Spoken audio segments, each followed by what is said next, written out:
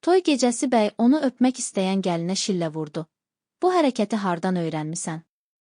Videoya keçməzdən əvvəl kanala abunə olmağı və videonu bəyənməyi unutmayın. Sizin fikirləriniz bizim üçün çox önəmlidir. Fikirlərinizi mütləq şəkildə rəy bölməsində yazın. Öncədən hər birinizə təşəkkürlər.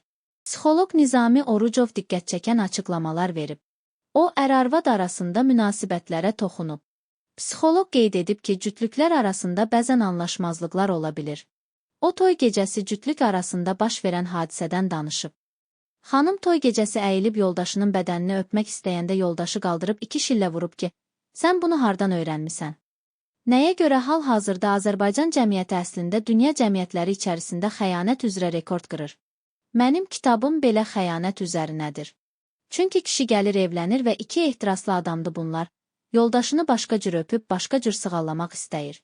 Məndə o qədər olub ki, gənc kişilər etiraf edir ki, yoldaşımı öpürdüm və yoldaşımı hər yerdən öpmək istədim. Yoldaşım qalxdı, otağı tərk etdi. Və ya əksinə xanım deyir ki, toy gecəsində öz həyat yoldaşına xoş olsun deyə oral seks etmək istəyir. Baxırsan, ikisi də ali təhsilli insanlardır. İkisi də dünya gəzmiş insanlardır və s. Adamlar yəni bir-birini sevib evləniblər. Xanım toy gecəsi əyilib yoldaşının bədənini öpmək istəyəndə yoldaşı qaldırıb 2 şillə vurub deyib sən bunu hardan öyrənmisən? Xanım deyib ki, sən dəlisən nəsən? Yeni müasir dünyada kitablar oxuyuram, nə bilim pornoya baxıram, başqa şeylər, bu nə sualdır? Bax, bunun kimi məsələlərə görə də insanlar meyillənir xəyanətə. Öz yoldaşı ilə edə bilmədiklərini gedib başqaları ilə edirlər, deyə Nizami Orucov öz açıqlamasında bildirib.